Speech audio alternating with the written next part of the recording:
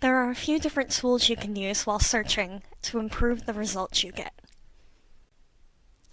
Putting quotes around phrases tells the database to search for that exact phrase and not just the individual words. When you search online classroom with quotes in the database, you eliminate tens of thousands of results. Connect similar terms with OR to tell the database to find articles with one term or the other or both. By searching for online classroom or distance education, the number of results has increased.